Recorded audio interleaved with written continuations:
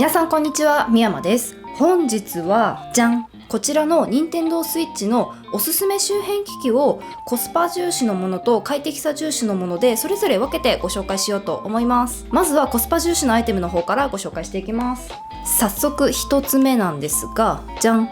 こちらのですね、多分見覚えがある方非常に多いと思うんですが、ジョイコンの充電グリップになりますね。これ一見買った時についてくるこちらのグリップにそっくりなんですけど、実は全然別物なんですよ。というのも何が違うのかというと、ここの側面側を見ていただくと分かるんですが、こちら充電できる USB-C のポートがついてるんですよ。で、デフォルトでついてくるものには何もポートがついてないんですね。ちなみにグリップにつけるとこんな感じですね。純正の元々ついてくるグリップにつけた時と見た目はほとんど変わらないです。本当に違いといえば、ここの側面のところに USB-C の給電のポートがついているかどうかっていう点ですね。ただこれがですね、ゲームをやればやるほど本当に違ってくるんですよ。私がよくやるゲームだと大体モンハンなんですけど、そうするとゲームって1回始めると2時間ぐらい結構余裕でやっちゃうんですよね。でしかもマルチプレイとかになると多分3時間とか4時間とか結構やる方もいらっしゃるんじゃないかなと思うので、とにかくゲームに長時間しっかり集中したいっていう方ほどおすすめのアイテムになりますね。現状任天堂スイッチって買った時のコントローラーの充電方法ってこちらの本体につないで、本体を充電するついでにこのジョイコンを充電するっていう方法しかないんですよ。なのでうっかり本体の充電を忘れてしまった時とか、あとは本体にこっちを差し込み直すのを忘れてしまった時とかって、本当にせっかくゲームしようって友達と約束したのにもうもたもたしちゃったりとかして、もうイライラすることも結構あると思うんですよね。で、実はこの純正のジョイコンって結構充電持つんですよ。20時間ぐらいは一応持つようになっているんですけど、それがゆえに充電実は 2,3 回に1回ぐらいしかしてないみたいな方多いんじゃないかなと思うんですよね。だからこそうっかり充電を忘れて、いざ友達とマルチプレイの約束をしていた時に電池がないみたいな状況になっちゃうことがあると思うので、本当にそういう時に大活躍してくれるのがこのジョイコンの充電グリップですね。で、この元々ついてくる充電できない純正グリップなんですが、実はこれ単体で追加購入することもできるんですね。で、この充電グリップとこの充電できないグリップってどれだけ価格差があるのっていうと、実は500円ぐらいしか価格差ないんですよね。なのでもし追加購入するんだったら絶対こちらの充電できる方のグリップを買うのを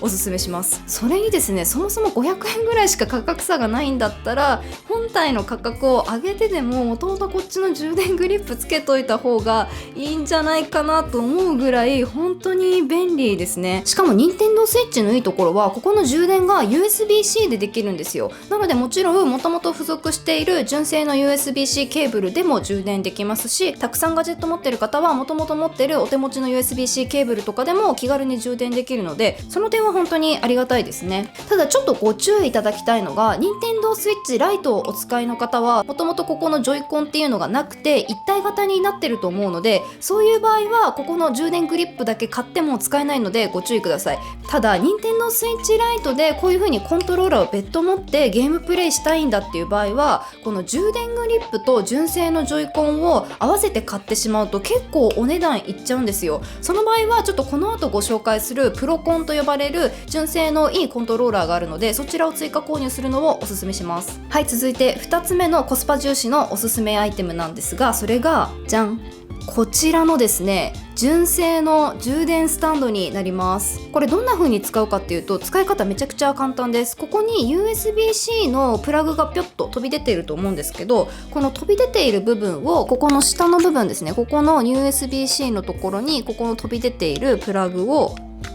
こういう風につけて、もうこれですぐ使用することができます。で、この充電スタンド何がいいかっていうと、やっぱりこういう風に机の上に置きながら簡単にゲームプレイできるようになるっていうところですね。実は任天堂スイッチってここのですね、コントローラーの裏側にちゃんとスタンドをついてるんですよ。はい、こんな感じで、ただこのスタンドってすごい脆い構造になってるんですよね。ここの根元の部分のプラスチックのちょっと弱々しい気候でピタッと止まっているだけですし、あとここの板自体もめちゃくちゃ薄いんですよ。正直触ったことある方わかると思うんですけど、結構すぐ壊れそうな感じなんですよね。しかもスタンド兼マイクロ SD のカバーにもなってるんで、あんまりちょっと頻繁に開けておきたくないなっていうところがあるんですよ。で、角度調整も1段階しかでできないので、一度開いたらもうこの角度でプレイするしかないんですよね。これやっぱちょっと不便なので、そういった方におすすめしたいのがこの純正のちっちゃい充電スタンドですね。でこれ何がいいかっていうと、まずめちゃくちゃコンパクトなことですね。任天堂スイッチってモンハンとかのゲームをやる性質上結構持ち歩くっていう方も多いと思うんですよ。その場合周辺アクセサリーってやっぱりコンパクトで軽いに越したことはないと思うので、非常に軽くて持ち運びがしやすいこのスタンドめちゃくちゃおすすめです。しかも充電もしやすくなるんですよね。任天堂スイッチって純正のここのスタンドを使った時は充電する場所がここの机に触れちゃうので、充電しながらプレイするっていうことが難しくなるんですよ。でもこのスタンドを使ってあげれば、ここの下の部分とは別にここに USB-C ポートが1個追加になるんですよ。普通にこうやってスタンドとして立てながら、このサイドのところから USB-C のケーブルを伸ばすことができるっていう点でも、やっぱ長時間プレイする方にはよりおすすめのスタンドになってますね。でここの肝心のスタンドの支えの部分ですが、すごく小さいんですけど結構しっかりした構造になってます。でしかも無段階調整ができるんですよ。何か細かい調整のこのカチカチカチっていう留め具もなくて、本当に自分の合った角度にピタッと調整できるので、その点でもかなりおすすめの商品になります。実はこの手の充電スタンドって任天堂の純正品だけではなくて、サードパーティー製とか、あとは任天堂のライセンスを受けた商品とかも結構出ているんですね。有名なので言うと、任天堂のライセンス商品でこれより500円安いやつがあるんですが、そっちはこっちの純正品よりちょっと大きいんですよね。しかもここの角度の調整がそっちのライセンス品の方は3段階しかできないので、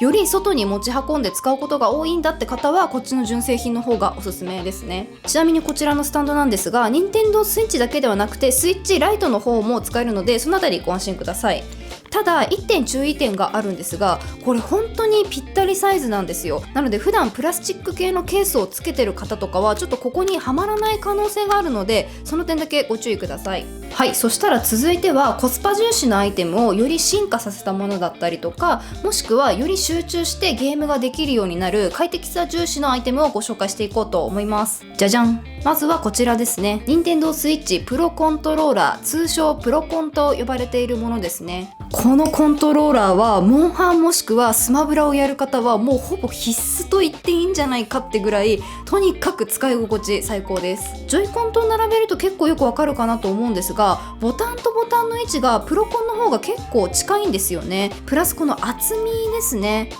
この厚みが結構グリップ感を安定させることになるので、その分やっぱこっちの方が圧倒的にゲームがしやすいんですよ。あとこの正面のボタンの位置の近さ、遠さっていうのもあるんですが、結構一番使用感に関係してくるなって思うのが、個人的にはですね、ここの LR ボタンですね。ジョイコンの方って見ていただいて分かる通り、ここの LR ボタンがすごく薄いんですよ。しかも距離が近くて、結構夢中になってゲームしてる時とかってこの指と指とがピタッとくっついてやりにくいなっていう感じがあるんですよね。でもこのプロコンの方だと一個一個のボタンが結構しっかりと分厚めに作ってありますし、ここの指と指とも微妙に離れるので非常に押し心地がいいんですよね。でモンハンの場合は結構ここの LR ボタンってよく使うので、その点でも非常にこの構造助かります。ただ重さについてはこちらのグリップ付きのジョイコンよりはこっちのプロコンの方がちょっと重いかなっていうような形ですね。たださすがにこの本体にジョイコンがくっついた状態だと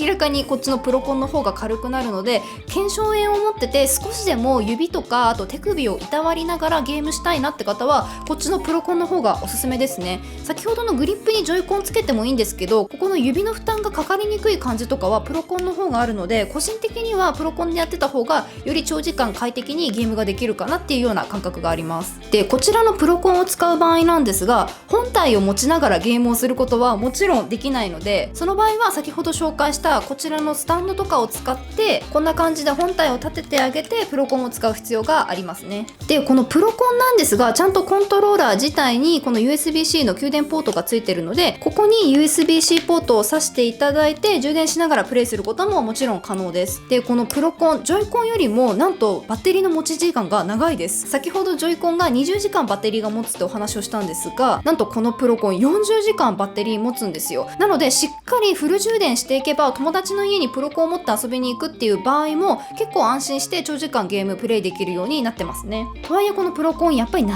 円ぐらいしてしまうので、少しでもコスパよくでも快適にプレイしたいっていう場合は先ほど紹介したこちらの充電式のグリップの方が任天堂スイッチの方はお得ですね。ただスイッチライトの場合はこっちの充電グリップだとここにですねジョイコンを差し込むことができないので、このグリップにジョイコンを買い足すとこっちのプロコンより高くついてしまうんですよ。なので任天堂スイッチライトの方はこっちのプロコン買っていただいた方がよりコスパよくゲームを楽しんでいただけるかなと思います。でこのプロコンなんですがちょっと注意いただきたい点があって、任天堂スイッチそのものが品薄になっていることと、あとこのプロコン自体もすごく人気なので実は偽物がめちゃくちゃ出回っているらしいです。なので Amazon で購入する場合は発送元だけではなくて発売元の方も Amazon になっているかとかも気にした方がいいかなと思います。もしくは店頭か任天堂の公式のショップで買うのが一番安心かなと思いますね。はい、続いてのアイテムがじゃん、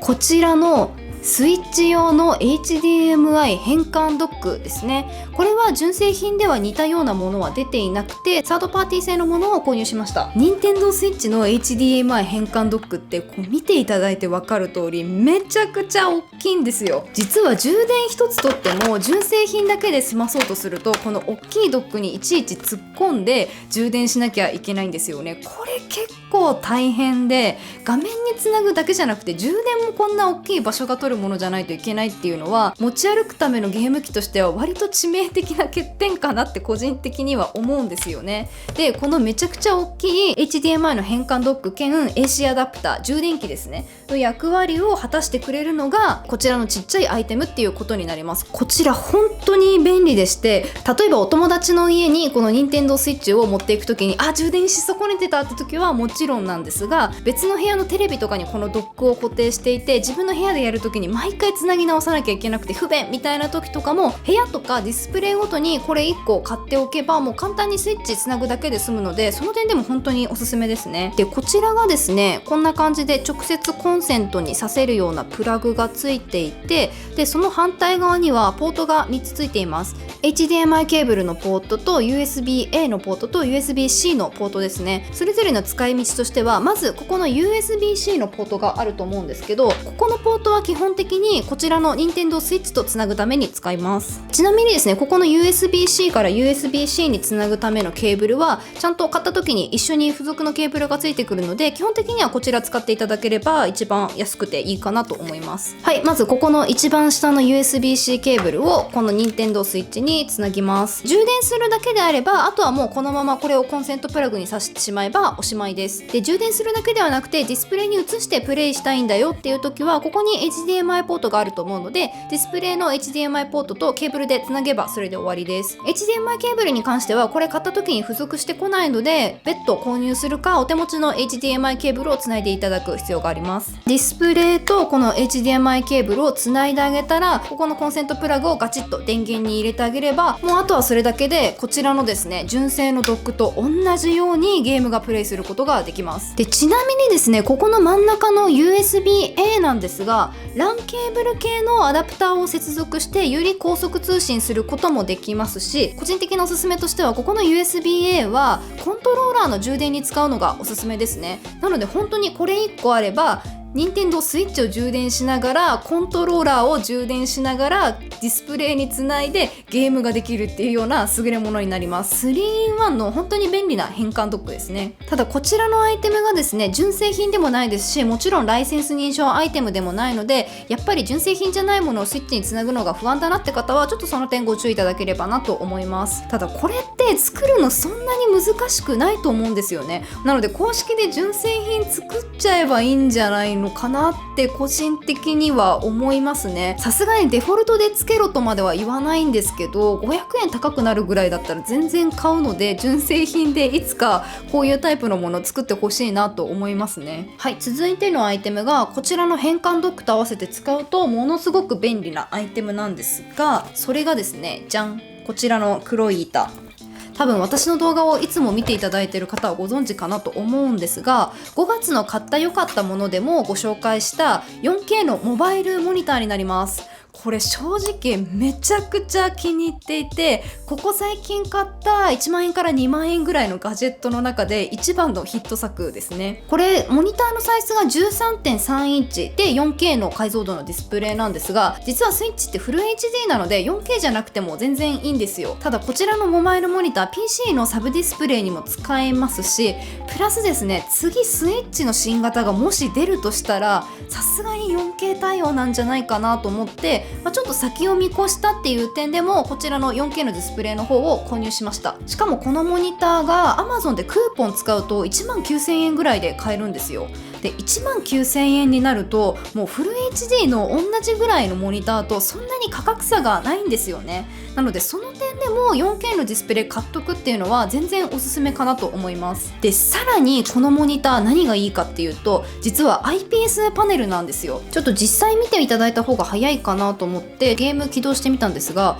これ IPS パネルなのでわかりますかね。どの角度で見ても結構色鮮やかに綺麗に映像が映るんですよ。これぐらいの角度にしてもどんなゲームがプレイできてるかっていうのがわかるぐらいのパネルの精度なんですよ。これが本当に気に入っていて、モバイルモニター使う時ってやっぱり狭いところでそれでもできる限り大きい画面でプレイしたいっていう時が多いと思うので、どうしても角度調整に限界がある時があるんですよね。でこのディスプレイこんな感じでカバーがスタンドになってるので、そこそこゲームをしやすい角度には調整できるんですよ。こんな感じで。ただこの角度で基本固定にはなってしまうんですが、 IPS パネルなのでよっぽど端っこから見るとかじゃない限りは本当に見やすい画面でプレイできるので、その点でもゲーマーの方にこそおすすめしたいディスプレイっていう感じになってますね。で音声出力に関してなんですが、なんとこのディスプレイスピーカー内蔵なんです。ここのサイドのところに物理的なメニューバーがあるので、ここのメニューバーを押してあげて音量調整のところに行って、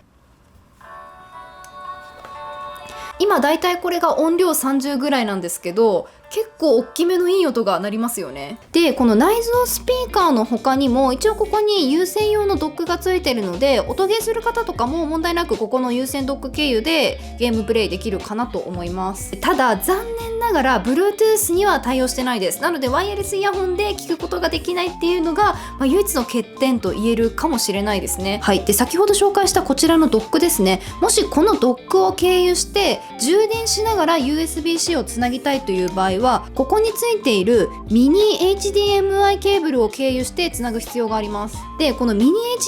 HDMI からこちらのですね HDMI ケーブルにつなぐケーブルなんて持ってないよって方が非常に多いと思うんですが、ご安心ください。こちらのですねディスプレイを買った時にちゃんとそのケーブルもついてくるので、その点でも本当にスイッチユーザーの方には大変おすすめのディスプレイになってます。はい。続いて最後のアイテムなんですが、それがじゃん、こちらのトムトックのスイッチ専用ケースですね。これ割と最近買ったんですけど結構愛用してますね。スイッチを外に持ち運ぶ機会が多い方はもちろんなんですけど、家の中でスイッチとスイッチの周辺機器をまとめて置いておきたいって方にも結構おすすめの専用ケースになりますね。で見た目も結構コロンとしていてシンプルで可愛い感じなんですけど、外側が EVA のハードシェル素材で撥水加工もされてるのでかなり頑丈な作りになってます。で内側はこんな感じですね。このスイッチを置くところとかは柔らかい起毛素材になってるので、外は頑丈中はふわふわなのでスイッチ本体をかなり安全に守ってくれるような構造になってます。でこの手のハードシェル素材って硬い分ここのファスナーのところとかが急カーブになっていて、ファスナー自体がすぐ壊れちゃったりとか、あとはこう滑らかに動かなかったりとかすることが多いんですけど、これはですね YKK のすごくちゃんとしたファスナー使ってるんで結構しっかり動いてくれるんですよ。プラス耐久性もありそうだなって感じがあるので、その点でも結構おすすめですね。でここの横幅の分厚さからもわかるかなと思うんですが、これ結構大容量なんですよ。まずここのちょっと薄めの底の部分ですね、ここにはこんな感じで Nintendo Switch が綺麗に入るようになっています。でここの上の方なんですが、これぐらいの厚みがあるので実は中にプロコンが入るようになってるんですよ。これが結構私の中でポイントが高くてですね、私の場合はここの上のところにプロコンと、あと先ほどご紹介した HDMI 変換ドック兼充電器ですね。でこのプロコンと充電器につなぐ用のケーブルが2つと、はい、あと充電スタンド、これだけ入れてこの中にすっぽり綺麗に収まって、でファスナーも問題なく閉まるんですよ。本当に大容量でなのにすっきりまとまるので非常に気に入っています。でここの任天堂スイッチの上のここのパカパカっとする部分なんですが、実はここの板にはゲームカードが表裏両方とも入るようになっていて、なんと全部で24枚のゲームカードが収納できるそうです。私の場合は基本的にはゲームダウンロード版買うことが多いので使うことはないんですが、たくさんのゲームやる方ほどこれ結構便利に使えるんじゃないかなと思います。このケースさらに便利な点がありまして、じゃん、なんとこんな感じでスタンドとしても使えるケースなんですよ。これ結構便利で、友人の家に遊びに行ってモンハンする時とかはこれ絶対使えるなと思って、これまだ買ったばっかりなので実際に友人の家に持って行ったことはないんですけど、これいつか絶対大活躍してくれるなと思ってます。ただこのケースなんですが、ちょっと1点ご注意いただきたい点があって、これがですね本当にスマートな見た目をしているので、スイッチをこんな感じで入れてしまうと本当にぴったりサイズになってます。なので結構分厚めのプラスチックケースをつけてる方とかはちょっとこの中に入らない可能性があるので、その点だけご注意ください。はい、ということで任天堂スイッチのおすすめの周辺機器のご紹介でしたが、いかがだったでしょうか。任天堂スイッチってすごく優秀なポータブルゲーム機ではあるので、本当にコスパを重視しながらこの周辺機器買わなくて大丈夫です。それでもいろんな工夫をすれば全然楽しくゲームできるので、少しでもゲーム生活を快適にしたい、その中でなるべくコスパ重視で快適にするのか、それともより自分がゲームに集中できる環境にするのかっていう意味で、ちょっと2つに分けてアイテムをご紹介してみました。少しでも皆さんの快適なゲーム生活のお役に立っていれば幸いです。ということでここまで見ていただいて本当にありがとうございました。今後もですねこういった身の回りのものとか、あとはお気に入りのガジェットのものとかいろいろ紹介していこうかなと思うので、もしよかったらチャンネル登録などぜひよろしくお願いします。それではみやまでした。バイバーイ。